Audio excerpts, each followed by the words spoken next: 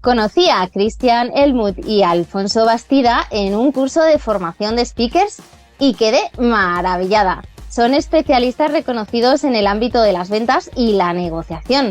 Con más de 20 años de experiencia cada uno, han trabajado con importantes empresas multinacionales, ayudándolas a optimizar sus procesos de ventas. Algo de lo que hoy vamos a hablar, hoy largo y tendido, con Cristian y Alfonso. Bienvenidos, compañeros. Mapi, muchas gracias por invitarnos. ¡Qué ilusión! Un placer estar aquí contigo. Oye, me encantó vuestra forma de comunicar, de convencer en ese curso que hicimos, así que hoy vamos a profundizar en todas esas habilidades también que tenéis y que son fundamentales para los procesos de negociación, pero antes, como todos los invitados de mi podcast, tenéis que dejar una recomendación gastronómica para romper el hielo, no sé, ¿qué os gusta? ¿Dónde os dejáis caer? Y si no, pues un plato de allí donde soléis disfrutar de una buena recomendación gastro. Pues mira, te digo yo soy de Javia y hay un restaurante, ya hace años que lo probamos y está teniendo una trayectoria increíble, es el Bonamp. Impresionante lo que hacen con productos locales, cómo han crecido y siempre es, vamos, una experiencia organoléptica ir ahí. Bueno, oye, Cristian, vamos, veo que tú eres de paladar fino, ¿eh? Porque no me estás recomendando cualquier cosa. De morro fino, así es. Creo que tú también, ¿eh? ¿Y tú, Alfonso, qué nos dejas por aquí? Bueno, yo soy, como digo, soy de buen comer, ¿vale? Es decir, me gusta comer bien, pero mira, como acabo de aterrizar hace poquito de tierras asiáticas de Japón, voy a traer uno cerquita aquí también en Alicante. Hay un japonés muy, muy bueno que me encanta, que es casi como estar en Japón, que es el Natsu Ramen. Ajá. Que si a alguien le gustan esos ramen, esos mochis, la comida asiática allí de Japón pura, la verdad que, vamos, es como comer un bocado y estar en esas tierras asiáticas. La verdad que es fantástico y me encanta, así que en breve volveré por ahí. Bueno, pues nada, ahí quedan anotadas también en las notas de este capítulo. Luego, Alfonso, hablamos también de que si las técnicas de negociación son iguales en Japón que en España, ya nos contarás. Y ahora sí, vamos con vosotros. Contadnos un poco, chicos, ¿qué os motivó para especializaros en esto de las ventas y la negociación? Venga, empezamos por Alfonso. Bueno, pues si tuviera que contar cómo fue, casi me lo encontré entre comillas, porque es cierto que a nivel familiar mi padre ya estaba en el mundo de las ventas, pero tampoco era algo que me había planteado. Estaba también pues estudiando la carrera, en esos momentos en los que sabes qué quieres pero no sabes qué quieres, en ese momento, ¿no? Y salió como una oportunidad para poder trabajar con una empresa en la que buscaban un perfil con mucha experiencia, pero dije, ay, qué voy yo. Digo, oye, voy a decir que quiero vender porque era para llevar grandes cuentas y bueno, yo creo que les vendí como el Suiza y la moto, pero años después hay que decir que yo creo que dijeron, mientras encontramos otro perfil, vamos a dejar a este que se vaya aireando, que tiene mucha ilusión y mucha fuerza y ahí fue el comienzo de entrar en un mundo B2B, un mundo que inicialmente, aunque tenía mucha ilusión, me di cuenta de que se necesitaban conocimientos y habilidades potentes, porque imagínate un chaval de apenas 19 años encontrarse a negociar con gerentes de cuentas, con directores comerciales que tienen pues 30 años en sus espaldas o 40 años en esa profesión, y ahora imagínate pues ahí yo sin barba prácticamente delante de ellos me sentía como un cachorrillo delante de perros de presa, ¿no? Y claro, esa ilusión inicialmente me llevó a decir, yo no sé si esto es para mí, porque la ilusión de que iba a conseguir grandes cuentas pues pasaban los meses y era que no. Y cuando iba a tirar la toalla, algo que me llamó la atención es entender el por qué me habían recomendado estar ahí, ¿no? Y era, Alfonso, a ti te gusta sobre todo ayudar a las personas. ¿Por qué no te olvidas de ganar, que no estás ganando absolutamente nada, y empiezas a tener ese desapego y a ver qué sucede? Y curiosamente, 5 o 6 meses después de arrancar, que no había cerrado nada, pues llegaron, no uno de esos clientes importantes que le había dicho a esa empresa, sino que llegué a cerrar 2 grandes clientes a nivel nacional muy importantes, pasar una facturación de 500.000 euros en 2 meses y empezar a crecer, ¿no? Y dije, uy, espérate, que se pueden generar muy bien en la vida y ganar muy bien la vida uno cerrando ventas, sabiendo hacerlo, ¿no? Y ahí comenzó un mundo en el que ya empecé a investigar y a crecer, ¿no? En esa empresa y luego en otras, y ver que realmente las empresas no funcionan si no hay venta. Pero desde luego la primera venta que tienes que hacer es uno mismo, entendiendo el por qué haces lo que haces, ¿no? Y ahí fueron como esos comienzos, ¿no? Con apenas esos años. Cristian, ¿en tu casa? En mi caso fue por pura necesidad, porque yo, bueno, aquí quienes nos estén escuchando ahora mismo, quizás les suena lo que es hacer code, ¿vale? Entonces, pues cada uno aquí sabrá. Yo lo si hice, conoce yo el lo término. hice. Tú lo hiciste, vale. Pues sabíamos, ¿no? Primero, segundo, tercero de BUP y luego hacías el code, la selectividad y a la universidad. Entonces yo, Mapi, cuando llegué a hacer code, porque la idea es que ahí tenías que decidir qué es lo que ibas a estudiar, ¿no? Yo quería ser biólogo, estudiar biología. Pero cuando llegaron los exámenes de selectividad, pues yo estaba ahí sentado en un banco mientras estábamos preparándonos para hacer el examen y yo cogí mi moto y me fui para casa. Y cuando se lo dije a mis compañeros, les dije, pues ¿sabéis qué? No voy a hacer la selectividad. De hecho, es más, no voy ni siquiera a ir a la universidad. Simplemente es eso. Y me dijeron, pero a ver, un momento, ¿qué te ha pasado? ¿Lo dices en serio o lo dices en broma? Yo lo digo totalmente en serio. Yo dije, espérate un momento, 3, 4 años, 5, una especialidad, 6 años, voy a empezar ahí a estudiar, luego me voy a poner a trabajar. Me agobié, dije, ¿sabes qué? Yo quiero montar algo por mi cuenta. Me fui a casa y entonces se lo dije a mis padres. Mi padre es alemán, mi madre es griega. Y yo ese día en griego siempre digo que escuché más palabras en griego que en toda mi vida y ninguna sonaba bien. Así que lo que me quedaba era ponerme a trabajar, a emprender. Y entonces yo traje un producto que en España no se vendía, lo traje de Alemania, lo importé y por eso decía al principio, tuve que aprender por necesidad, porque después de 6 meses no había vendido absolutamente nada. Cero. Nothing. Y no hay nada más frustrante que saber que uno tiene un buen producto y no venderlo. Y lo que es más, lo peor aún es cuando ves que la competencia teniendo un producto mediocre lo vende más. Entonces ahí dije, vale, el producto no tiene la culpa porque tengo la validación de que en otros países se vende. Las ganas, la motivación, vamos, o sea, no, porque yo me recorría toda España, pero no vendía. Entonces eso me hizo reflexionar y decir, espérate, yo estoy seguro haciendo cosas mal porque el producto no es, las ganas tampoco son, con lo cual tiene que ser mi técnica, tiene que ser que yo no tengo una habilidad que realmente hace que la gente me compre. Y ahí es cuando cambió todo, cuando realmente aprendí lo que es cómo realmente se vende, cómo se negocia, cómo razona, cómo piensa el ser humano, cómo toma decisiones, por qué compramos realmente. Entonces cuando entiendes todo eso, ahí es cuando realmente empezó a cambiar todo, empezó a cambiar mi negocio y en los 6 meses siguientes pues pude darle la vuelta, ¿no? Dice Warren Buffett que la clave para vender es escuchar y comprender lo que el cliente realmente quiere y necesita, algo similar a lo que me estás trasladando ahora, Cristian. ¿Por dónde empezáis? O sea, en ese viaje de decir, oye, pues efectivamente, de no vender nada, estoy empezando a vender, ¿cuáles son esos primeros aprendizajes? Vale, los primeros aprendizajes son que tú lo has dicho muy bien por la cita de Warren Buffett, ¿no? Una cosa es lo que el cliente necesita y otro es lo que quiere, ¿sí? Por ejemplo, ¿no? Si alguien nos está escuchando y tiene quizás un dispositivo móvil, un iPhone o un Android, pues realmente ninguno de los tres aquí necesitamos un teléfono de 1.000 euros, pero lo queremos por las razones que sean. ¿Qué ocurre? Que si yo pienso que como soy yo y me compro este teléfono por mis razones, ¿sí? Por las que yo tengo, pues claro, ¿qué pasa? Que en una venta yo voy a proyectar o voy a argumentar a la otra persona mis razones. Oye, cómprate esto porque esto te permite, y ahora lo que yo digo es la razón por la que yo compro, pero eso no significa que sea la razón por la que tú comprarías u otra persona compraría.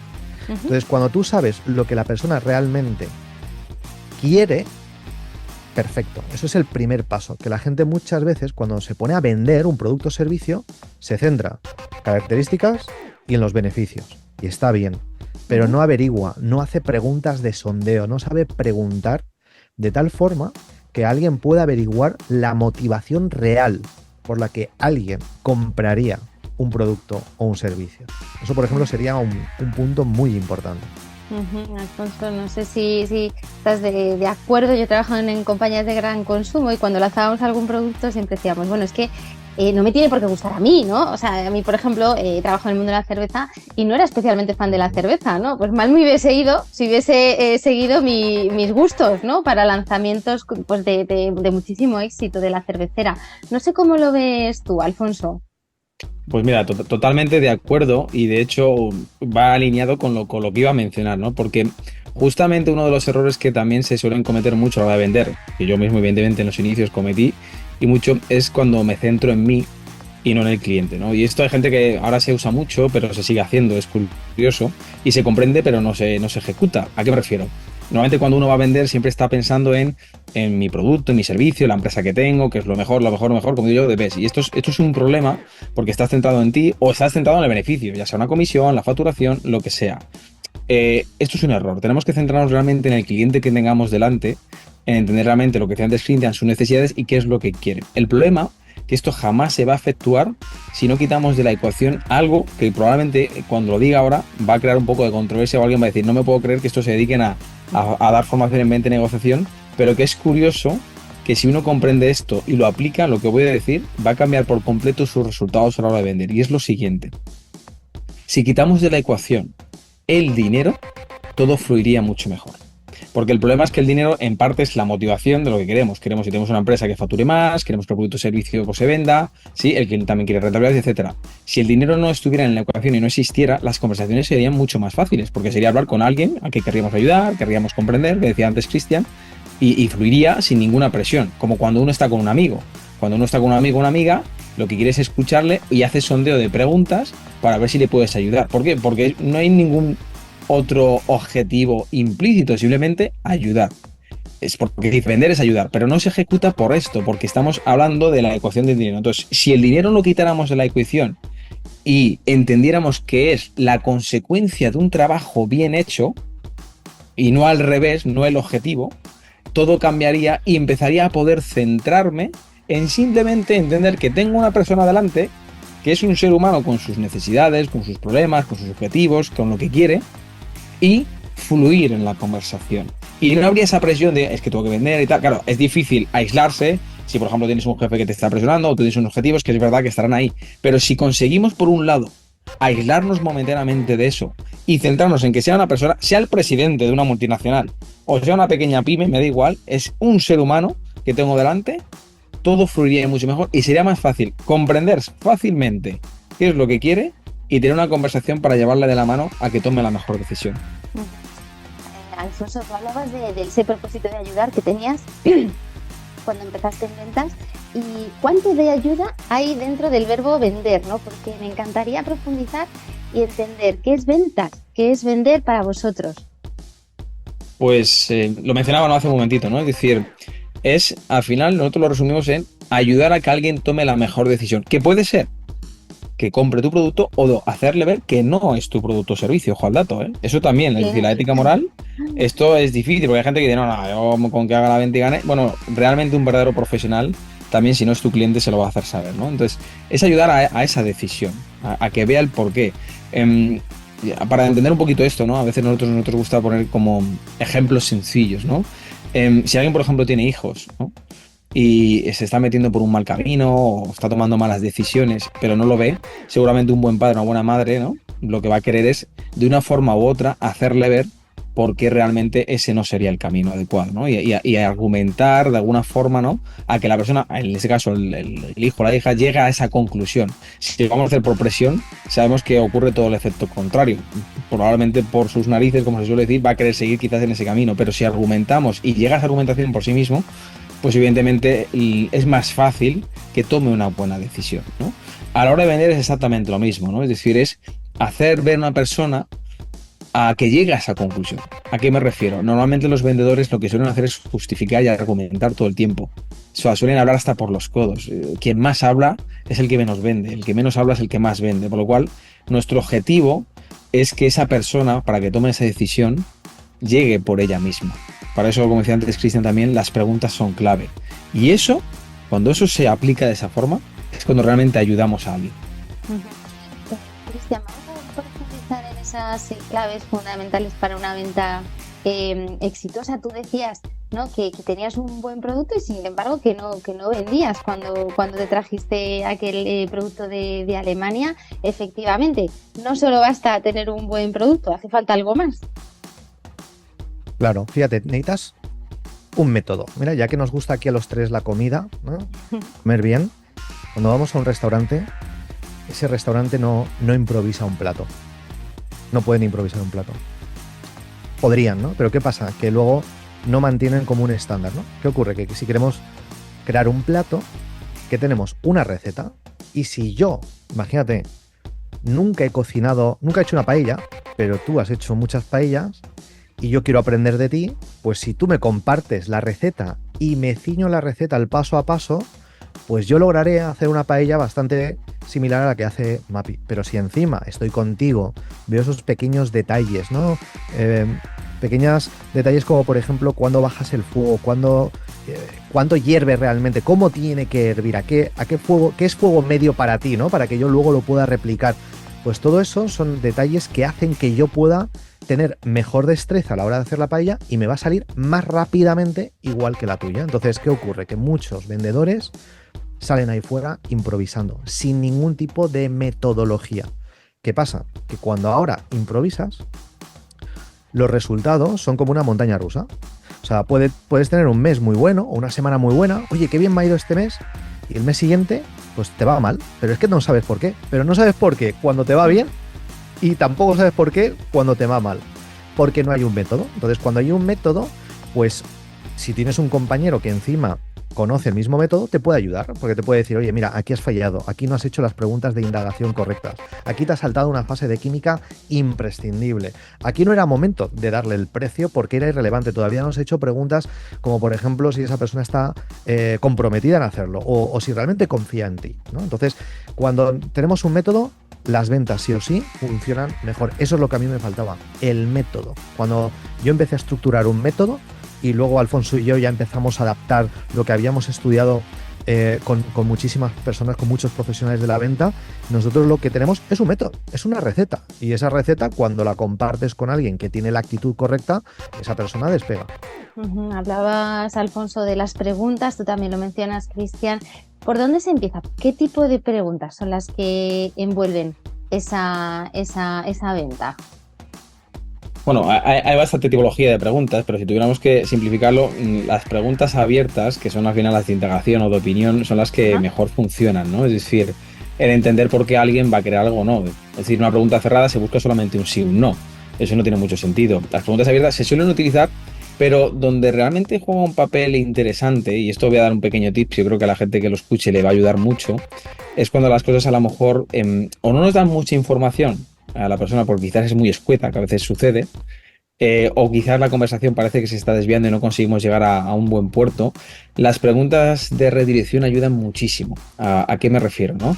Imagínate que esto suele pasar muy a menudo, ¿no? Que acabamos de comenzar la conversación, hemos empezado un poquito muy bien con un buen clima de presentación y la persona, el cliente o potencial cliente, rápidamente, que estos son los que hagan ventas se van a sentir identificados, te dice, bueno, y entonces, ¿a qué precio tienes tú esta referencia? ¿Vale? Esto lo hago yo mucho, al contrario, esto lo hago yo mucho, es como, venga, despachando.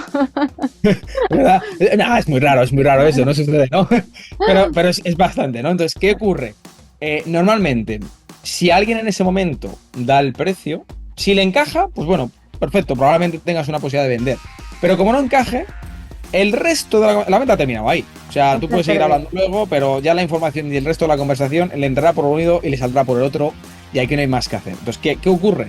No tiene mucho sentido darle el precio en este momento. Pero claro, el vendedor me dice, ¿entonces qué hago? Si me ha dicho el precio, tendré que dárselo. ¿O no? ¿No? Y es como, que hago como una pregunta de redirección. Por si algo como, oye, pues mira, Mapi, genial, no te preocupes. Ahora mismo vamos a hablar del precio. Simplemente para que podamos ver el precio, una pregunta. ¿De qué cantidades estamos hablando que consumes al mes? O sea, ver redirecciono, ¿sí? Ajá. De forma sutil, de forma no profesional, ¿no? Esto nosotros lo trabajamos y lo hagamos mucho, ¿no? Para que se entienda, para que se vea esa parte, ¿no? Entonces, entre estas preguntas de redirección cuando tocan y preguntas de opinión o preguntas abiertas que nos ayudan a entender más, ¿no? Que es como, si comienzo, normalmente la típica presentación de los vendedores es como, hola, muy buenas, soy Alfonso Bastida de la empresa tal, llevamos 30 años, no sé qué. O sea, esto ya está más que quemado del siglo XX. A que yo llegue, oye, por la cierta tal, buen química, y te diga, oye, Mapi, una pregunta, simplemente antes de comenzar. ¿Qué te llamó la atención de nosotros para que tuviéramos esta reunión? Pues ya empezamos con una pregunta abierta y con una información muy buena, porque aquí, ¿quién me va a empezar a dar argumentos positivos? O argumentos de por qué a lo mejor querría estar con nosotros. En este caso, Mapi, ¿no? Si fuera la conversación. Esto, trabajarlo a lo largo de toda la conversación de una venta, nos va a ayudar a entender lo que estábamos hablando hace un momentito. El por qué alguien va a querer algo y no lo que necesita. Que esto, de nuevo, es la rueda, ¿no? Que nos gusta a nosotros mucho trabajar. Qué interesante. Habéis dejado entrever además muchas habilidades blandas, ¿no? De empatía, esto de ponerse en los zapatos del otro, ¿no? También, oye, ciertas habilidades también de seguridad, de liderazgo, ¿no? Oye, decir, oye, no soy vulnerable, ¿no? Que confío plenamente en el producto. No sé, ¿y qué recomendáis también a esos equipos de ventas que formáis? ¿En qué se tienen que formar como soft skills? Pues mira, como soft skill súper importante, la parte de comunicación es clave. Ajá. O sea, es clave.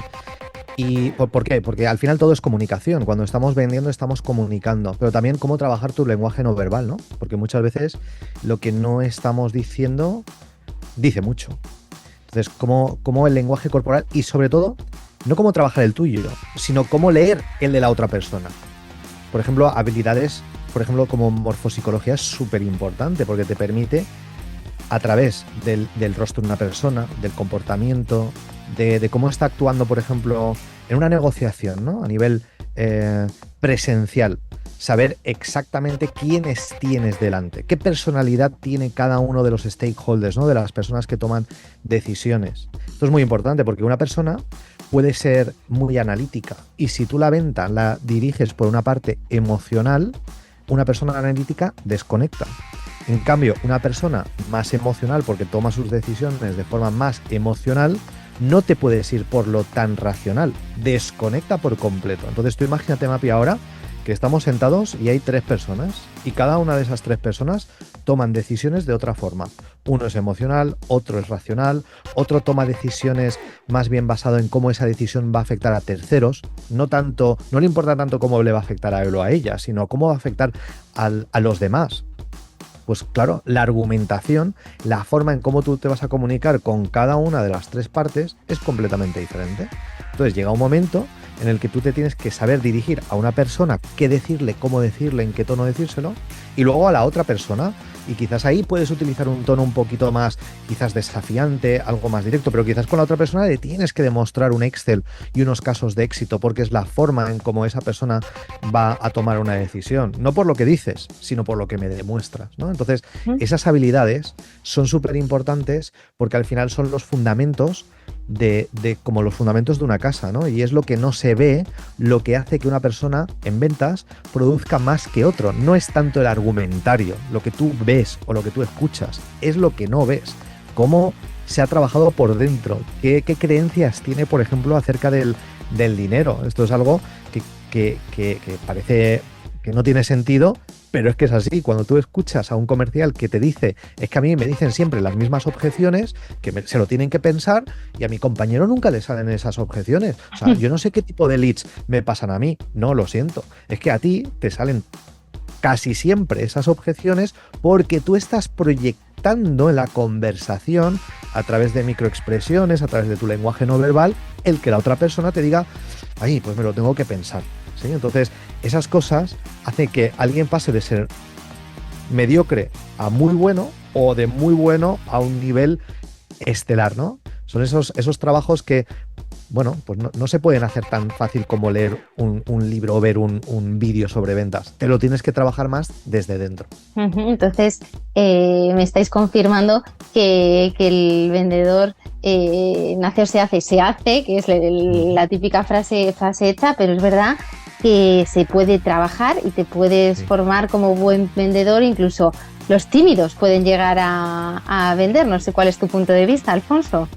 Bueno, pues totalmente. De hecho, te puedo decir que esto que comentas me encanta que lo hayas mencionado, porque nosotros hemos llegado a formar a gente, fíjate, esto es curioso, gente que odiaba hablar por teléfono, gente que era súper introvertida, es decir, que la comunicación es que se le daba mal, según ellos o ellas, y cuando les hacemos conscientes, ¿no?, de trabajar esa parte de la comunicación, de entender a las personas, es curioso que estas personas que eran las que menos hablaban, tenemos casos que hay gente que dice odiaba, ¿no?, a hablar por teléfono, odiaba hablar con la gente porque no me gustaba, literalmente son los que mejor venden, porque de hecho son los que mejor escuchan. Es lo curioso. Entonces, cuando uno trabaja este tipo de habilidades, es curioso que al final la venta, estamos hablando que se puede simplificar, que es comunicación y psicología humana. no es nada más que otra cosa. Entonces, si alguien tiene la actitud, eso sí que es importante, de querer cambiar, lo puede aprender cualquiera y sus resultados pueden volar y, aunque incluso antes nunca haya vendido, convertirse en uno de los mejores profesionales. Aquí justo he anotado una frase de Roy Bartel que dice que la mayoría de las personas piensan en ventas como algo que haces cuando hablas, pero la venta más efectiva es cuando escuchas, ¿no? Qué curioso, ¿no? Que al final parece que pues te imaginas, ¿no? El típico vendedor charlatán, ¿no? Que te intenta vender cualquier cosa y es todo lo contrario, al final ese vendedor más eficaz. Hablabais de un método, hablabais de, bueno, pues que hay que tener los ingredientes de la receta y también, ¿no? El paso a paso. No sé si nos podréis dar algunas pinceladas también para dejar a nuestros oyentes con la miel en los labios de cómo se trabaja un proceso de ventas y sobre todo cómo se cierra una venta. No sé, Cristian, si te animas a empezar tú. Venga, perfecto. Pues sobre todo lo que hablábamos antes, ¿no? Es estructura, cómo se cierra una venta. Al final hay unas fases en la venta. Y esto es uno de los errores que cometen muchos, que se saltan muchas fases que son de sentido común, como lo que voy a decir, pero es el menos común de los sentidos ponerlo en práctica. Pero lo hacemos en una interacción social que no tiene nada que ver con ventas. Por ejemplo, si tú ahora te cruzas por la calle con una persona, un chico, te para y te dice, imagínate que estás soltera, ¿vale? Te dice, Mapi, ¿te casarías conmigo?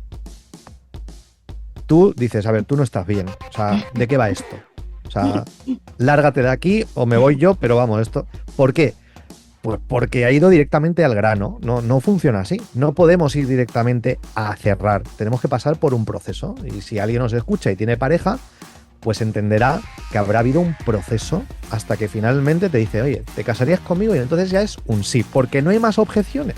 Porque las objeciones se han tratado durante las citas que han habido. Uno se ha ido conociendo y finalmente ya se ha cerrado. Pues en la venta es lo mismo. Si no partimos de una buena química, lo que nosotros llamamos el buen rollo, ¿sí? Tiene que haber un clima de buen rollo, que te apetezca hablar con esa persona, que te apetezca sincerarte, abrirte, contarle cosas, ¿no? Y eso hay una forma de crearlo, eso se tiene que crear. No puedes continuar un proceso de venta y de negociación si tú no has establecido una fase de química. Porque al final, a quien realmente compran es a ti. No compran el producto o servicio, te compran a ti. Todo el mundo, y yo creo que nos ha pasado, que hemos ido a una tienda con la intención de comprar algo, hemos querido comprarlo, ya estábamos vendidos, nos han atendido mal, ¿y qué hemos hecho? Media vuelta y nos hemos ido, ¿verdad? ¿Por qué? Porque quizás no nos han atendido bien. Y ahí el producto no tenía el problema. El problema lo hemos creado nosotros, que no hemos creado una buena experiencia. Entonces, esa buena experiencia y aparte de tener una buena sintonía, buena química. Luego, ¿qué necesitamos hacer? Necesitamos ponernos esa bata como un médico que te hace preguntas de sondeo. Oye, ¿desde cuándo tienes este problema? ¿Y qué quieres conseguir? ¿Y por qué ahora? ¿Sí? Oye, ¿qué confianza tienes en mí de que realmente te puedo ayudar con tantas opciones que hay fuera? Y escuchar. ¿Sí? Oye, y aparte de ti, normalmente, ¿cómo tomas estas decisiones? ¿Suele estar tu marido envuelto, tu mujer, tu socio para tomar una decisión? Esto ya te permite saber si vas a poder cerrar la operación o si realmente vas a tener que hablar con la otra persona, ¿sí? Preguntas que puedas descubrir realmente su motivación de por qué quiere hacer esto, ¿sí? ¿Por qué quiere comprar ese producto? ¿Por qué quiere contratar ese servicio? ¿Por qué a ti? ¿En qué fase, en qué momento quiere contratar ese producto o servicio, ¿no? Todo eso son una fase de preguntas, ¿sí? Y a lo largo de las preguntas queremos ya gestionar las objeciones para que no salgan al final. ¿Que salen al final? Perfecto, pues las gestionamos, ¿no? Y hay una forma muy concreta de gestionar las típicas objeciones. Me lo tengo que pensar, esto no sé si es el momento, oye, Mapi, me encanta, pero se lo tengo que consultar a mi socio, ¿sí? O, Mapi, de verdad, fantástica la propuesta, pero no sé si es el momento ahora de hacer esa inversión, ¿no? Las típicas objeciones, sí. Que bueno, que si salen, las tenemos que saber gestionar y ver las objeciones como oportunidades de que realmente podemos cerrar una venta y no venirnos abajo. Pero hay que gestionarlas sin presionar, con elegancia y consiguiendo que siempre la persona que tienes delante sea la que se convenza, no tú que le convenzcas a ella. Yeah. Porque cuando tú, Mapi, llegas a una conclusión de algo, contra ti no vas. Pero si alguien te quiere convencer de algo, pues quizás vas en contra de mi opinión porque no estás muy de acuerdo. ¿Por qué? Porque tú tienes tu opinión y vas a luchar contra tu opinión, pero contra tu opinión ya no vas. Entonces lo ideal es que sea la persona la que toma la decisión de realmente querer cerrar esa operación o comprar, ¿sí? Entonces, esto es por resumirte un poco el ciclo de las ventas y cómo en cada fase pues tenemos esos ingredientes donde vamos realmente sabiendo hilar cada fase de una a otra hasta que finalmente acabamos en el cierre. Bueno, pues contarnos, compañeros, algún caso de éxito, no sé, alguna anécdota. Os habrá pasado millones de casos y de anécdotas que se hayan contado también esos vendedores que formáis, también, ¿no? O de negociaciones particularmente desafiantes. Bueno, la verdad que hay bastantes, ¿no? Porque si algo también nos caracteriza es que nos gusta mucho personalizar dependiendo de los sectores, los verticales, ¿no? Esta estructura que ha explicado Cristian, porque es cierto que hay que darle cierta personalización. Pero algo que nos gusta mucho a nosotros y que nos diferencia es meternos en las partes complicadas. ¿A qué me refiero? A recuperación de clientes perdidos, clientes difíciles de cerrar, ¿no? Y cuando trabajamos esto con las empresas o con equipos comerciales, ¿no? Nos gusta hacerlo de forma práctica. ¿A qué me refiero? O sea, se puede explicar la parte teórica muy bien, que hay que entenderlo, hay una metodología, hay unas recetas, evidentemente, pero si algo nos gusta es, vale, está muy bien, pero Mapi, vamos a llamar a ese cliente. Y nos gusta hacer eso en vivo y en directo, es decir, que se vea que lo que enseñamos se pone en práctica y se vea si funciona o no. Y recuerdo... Madre mía, qué miedo escénico, ¿no? Bueno, lo hemos llegado a hacer delante de cientos de personas o miles, y me acuerdo en un evento de una empresa muy grande, una multinacional, en su evento nacional, dijimos esto, ¿no? De cómo recuperar clientes perdidos, y recuerdo, no sé si recuerdas, Cristian, pero fue muy divertido porque de repente se levanta uno de los CEOs de una de las delegaciones y dices, se acerca a nosotros y dice, mira, ¿sabes qué? Si esto es tan bueno, vamos a hacerlo en el siguiente escenario. Y era el siguiente, fíjate, Mapi, era un cliente que les había dejado de comprar porque uno de sus vendedores había hecho una mala praxis, ya no estaba el vendedor, evidentemente, había hecho algo incorrecto con ese cliente, lo habían perdido, y ahora, evidentemente, era un cliente muy importante y era, bueno, si esto es tan bueno que hemos decir, vamos a ver si realmente se puede recuperar. Y era, vale, perfecto, vamos a aplicar lo que te hemos enseñado. Entonces, imagínate, delante de todo el mundo en un evento, llama por teléfono, ¿no? Y sale esta persona que evidentemente estaba con un enfado importante, ¿no? De lo que había sucedido. De hecho, sale eso en la conversación, pero ejecuta lo que le habíamos enseñado y delante de todos se termina recuperando al cliente, cerrando una reunión con el cliente. Imagínate eso en vivo, en directo, la gente no se lo cree. Dice, no me lo puedo creer que alguien que no nos recibía, no quería hablar con nosotros, termina abriéndose, se termina cerrando la reunión, se va a esa reunión, se recupera el cliente y se convierte en el número 1 de cliente de esa delegación, ¿no? Entonces, son situaciones que crean una satisfacción muy grande, ¿no? Cuando ves que lo que se enseña no es teoría, sino que es realidad de los tiempos en los que vivimos, ¿vale? Porque se enseña mucha venta, pero a veces es una venta muy tradicional del siglo XX, sino de los tiempos tecnológicos en los que vivimos, y que al final, si entiendes todos estos pasos psicológicos de las personas, haces que alguien tome esa decisión que estábamos diciendo y le ayudas, porque este cliente necesitaba realmente ese producto, pero por una mala situación se había perdido, y ahora ambas partes salen beneficiadas. O sea que, bonita situación. Qué bueno, qué bueno. Oye, sois especialistas en negociación y quiero también tocar este tema y profundizar en esos principios también básicos que enseñáis y que recomendáis a esos clientes vuestros. Pues una de las cosas que recomendamos cuando negocian es evitar una de las tendencias más comunes que tenemos como ser humano, y es el ceder. Y en una negociación nunca se cede, se concede. Y son cosas diferentes, ¿no? No es lo mismo ceder que conceder. Y si nos acordamos cuando jugábamos quizás en el patio y nos gustaba coleccionar cromos y teníamos cromos, ¿no? Pues hacíamos eso, negociábamos. No, el juego no era, dame un cromo pero yo no te doy ninguno. No. Si tú me das un cromo, yo te doy otro.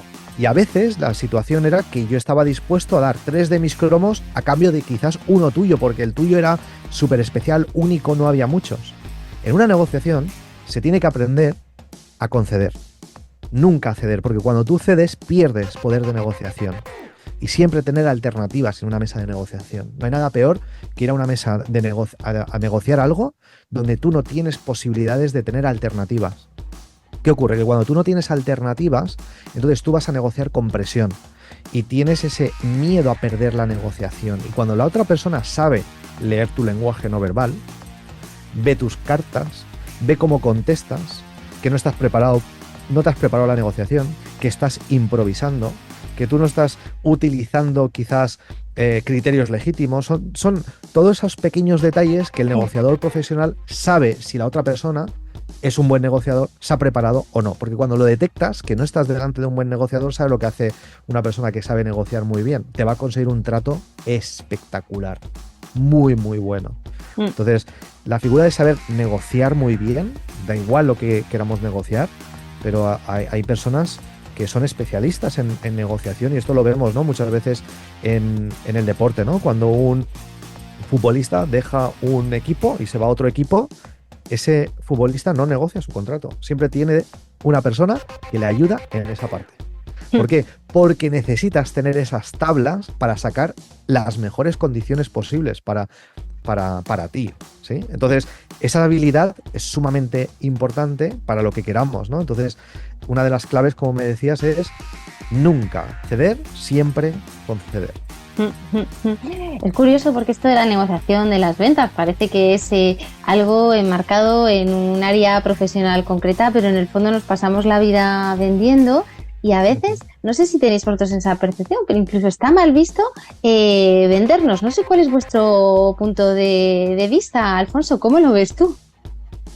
Bueno, yo creo que esto realmente viene porque la gente a veces se le ha quedado el concepto erróneo de que la venta es mala, ¿no? También es cierto que, por desgracia, a veces la han creado los propios vendedores con el típico vendedor, ¿no?, manipulador, presionar y tal, y se ha quedado el concepto de venta igual a algo malo, ¿no? Vendedores, de hecho, yo me acuerdo que ya desde hace muchos años, o sea, no decir que eras vendedor, la gente le ponía nombres, ¿no? Delegado comercial, ¿no? O sea, asesor no sé qué, o sea, y se sigue haciendo hoy en día, ¿no? Porque se sigue viendo la venta mal. Cuando yo digo, vamos a ver, dime qué empresa literalmente funciona sin ventas. A veces me han llegado a decir, bueno, una ONG, digo, discúlpame, una ONG le tiene que vender la idea a alguien de que le financie. Sigue habiendo una venta. Entonces, ¿qué pasa? Los primeros que tenemos que cambiar es que la venta no es mala si se hace desde la óptica buena. Y evidentemente, si me tengo que vender yo, esto debería ser una asignatura obligatoria desde los niños. Porque literalmente nos estamos vendiendo desde pequeños, ¿no? Y al final, como estamos hablando como ventas comunicación, yo siempre digo, a mí me da a veces rabia, ¿no? Porque yo en mi caso salía beneficiado, porque por suerte me ha gustado siempre la comunicación y siempre he estado por ahí bicheando y aprendiendo y tal, pero realmente cuando tenías que hacer una exposición, eso es una venta, entre comillas, tenías que vender tu proyecto. Y a veces había trabajos que eran peores, pero el que comunicaba mejor tenía mejor nota. O cuando tienes que hacer una entrevista, te estás vendiendo tú como persona. De hecho, la venta más importante que todo el mundo se debería grabar, ¿cuál es? La de uno mismo. ¿Cuántas mapis hay en el mundo? Una. ¿Cuántos Alfonso Bastida hay? Uno. Cristian, Helmut, uno. Es decir, la venta más importante es la de uno mismo y nos estamos vendiendo todos los días. Sea profesionalmente, por decisiones. Por ejemplo, yo tengo un equipo y tengo que vender la idea de que hay que hacer algo, eso es una venta. Pero es que me voy el fin de semana y estoy con unos amigos y tengo que decidir entre si voy a un restaurante o al cine, eso es una venta. Entonces, nos vendemos continuamente. O sea, el problema es que no nos enseña, primero, a ver la venta como algo positivo y segundo, a entender cómo se tiene que vender y cuáles son esos pilares. Porque si todo esto se hiciera, cambiarían muchos de los conceptos y muchos de los resultados que se obtienen, tanto a nivel profesional como personal, ojo. Y compañeros, ¿cómo llegasteis a encontraros y surgió esta química también de poneros delante de los escenarios? Os he visto en redes sociales con Emilio Duro, Tony Robbins, en fin, ¿no? Al final ya no sois especialistas en ventas, sois auténticos speakers y me encantaría saber, ¿no? También cómo ha surgido el trabajar juntos. Cristian. Surgió, bueno, pues un viaje a Madrid y nosotros teníamos que ir a Madrid por separado y esa conversación surgió porque estábamos juntos debido a que nuestras mujeres son primas, ¿no? Entonces nuestras mujeres son primas, pues obviamente pues nos íbamos a conocer tarde o temprano y íbamos a hablar de lo que hacía cada uno y entonces hablando teníamos que ir a Madrid. Coincidía que los dos íbamos a Madrid en ese mismo día, esa misma fecha. Dijimos, bueno, pues oye, ¿por qué no vamos juntos? Total, pues vamos juntos y nos vamos para allá. Entonces, pues te puedes imaginar, íbamos en coche, ¿no? 4 horas de ida, 4 horas de vuelta, dan pa' bastante, dan pa' hablar, ¿no? Tanto que las 4 horas de ida, la cosa estaba tan interesante y estábamos ahí con ese hervidero de ideas y hablando, que al final, pues dejamos todo lo que teníamos que hacer en Madrid y nos dedicamos a seguir diseñando y pensando en, oye, escucha, teníamos que crear una disrupción en la cómo se forman a los vendedores. Y dijimos, ¿cómo sería la formación que a nosotros nos hubiera gustado tener y recibir y pagar cuando nosotros empezamos? Entonces, con eso en mente, empezamos a diseñar pues la primera formación, que eso se llegó a materializar porque invitábamos a 10, 12 empresarios a que se vinieran a Javia a pasar 3 días con nosotros en un hotel y les decíamos, mira, tú te vienes y lo que hemos pensado es que tú te vas a venir con ventas hechas de esos 3 días. La única condición es que tienes que tener ya un negocio con un producto o servicio, tienes que tener clientes que te hayan dicho que no te van a comprar, o sea, lo más difícil, ¿sí? Que hayas pasado una propuesta y no la hayas cerrado, clientes que te hayan comprado pero te han dejado de comprar, ¿sí? O sea, problemas complicados de solucionar. Te vienes y vamos a generar ventas. O gente que quizás no te ha comprado nunca y vamos a provocar una conversación y una venta. Pues así empezó todo y eso fue un exitazo y los empresarios estaban como encantados, encantadísimos y dijeron, oye, esto a nosotros literalmente nos ha cambiado el negocio y aquí vino el segundo reto de decir, porque ellos nos dijeron, genial, yo sé hacer las ventas, gracias por enseñarme vuestra receta, pero oye, ¿no tenéis gente que pueda aplicar esa receta en mi negocio?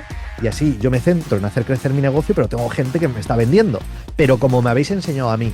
Entonces dijimos, bueno, pues vamos a crear más clones, entonces que hayan clones de Alfonso y Cristian y que se puedan venir, les enseñamos cómo realmente se cierran ventas para que esas empresas puedan tener cubierta esa necesidad, ¿no? Y así surgió. Y así surgió todo de negocio hasta saltar a, bueno, pues y compartir escenario con grandes speakers. No sé cómo lleváis este mundo también de la comunicación y de las portavocías.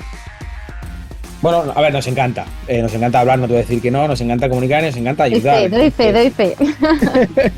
Entonces, claro, ¿qué pasa? También es cierto que entre que también nos gusta también estar activos, ¿no? Por redes, LinkedIn, etcétera, y otras plataformas, también los resultados, los propios clientes y empresarios que también están en eventos te van recomendando y te van viendo y dicen, oye, vosotros podéis venir a mi evento y hablar, o mira, hay este evento, ¿no? Entonces empezó como algo pequeño y se fue al final expandiendo, ¿no? Porque a la gente le iba gustando, porque al final también incluso nuestras conferencias nos gusta, ¿cómo te diría? No hacer efectos efervescentes. ¿A qué me refiero? Efecto Coca-Cola, efecto cerveza de espuma, en el que la gente a lo mejor va, escucha una conferencia, se siente muy motivado, que está muy bien, pero al día siguiente está igual que siempre, ¿no? Entonces nos gusta que sí, que tengan ese chute de motivación, pero que también se vayan con herramientas, ¿no? Entonces nuestras conferencias empezaron a ser así, empezaron a gustar y empezaron a pedirnos, ¿no? A nivel nacional, a nivel internacional, a poder darlas, ¿no? Entonces también yo creo que el hacerlo, pues también es una satisfacción, porque al final es una venta también. El que alguien escuche y lo aplique, te dé gracias y dice, oye, mira, te escuché en tal conferencia y me habéis cambiado la vida y me está ayudando. O luego empresas que te dicen, oye, no os conocía, ¿dónde estabais antes? Por favor, ayudarme, ¿no? Con los equipos comerciales. Y eso fue el comienzo, la verdad, estando así y disfrutando, ¿no? De estar pues llegando a escenarios con 15.000 personas. Qué bien, pues oye, para cerrar, vendedme un libro, no sé, hacerme alguna recomendación, uno cada uno, de ventas para aquel que quiera profundizar en esto de las técnicas de negociación y de cerrar esas ventas exitosas. Pues uno de los libros que recomendamos y de hecho nos ayudó mucho, ¿no? Porque te da una amplitud de lo que es las ventas, ¿no? Y es Vendes o Vendes, de Grant Cardone, ¿vale? Grant Cardone, ¿vendes o vendes? Y al final te hace ver, ¿no? Que sí o sí va a haber una venta. En una conversación, o vendes tú o la otra persona te vende la idea de que no te va a comprar. O sea, va a haber una venta sí o sí. Entonces, muchas veces entender cómo tenemos que entender la contraparte es fundamental, de no solamente centrar nuestra atención en nosotros, sino también en la otra persona, que también compra. Y cuidado, y puede ser un comprador profesional. Entonces, también tiene sus armas, sus estrategias y sus recetas, ¿no? O sea, que ese libro es muy recomendable. Estupendo. Alfonso, ¿alguna otra recomendación? Nos quedamos con este. Sí, la verdad que hay muchos, pero si tuviera que decir uno, ya que estábamos hablando de que mencionaba que antes una de las cosas que había que quitar de la venta era el dinero, me gusta mucho el libro de Rompe la barrera del no, de Chris Voss, que era un negociador del FBI donde tenía que negociar imagínate, con secuestradores, ¿no? Donde no hay dinero de por medio, sino que hay personas, cosa que es bastante difícil. y enseña muy bien cómo hay que negociar, ¿no? Con alguien que está en una situación así, que encima no está muy estable quizás emocionalmente, y da unas claves muy interesantes, ¿no? Sobre cómo puedes aplicarlo al mundo también profesional de los negocios. Así que Rompe la barrera del no de Chris Voss, 100% recomendado. Venga, pues ahí quedan también en las notas del capítulo.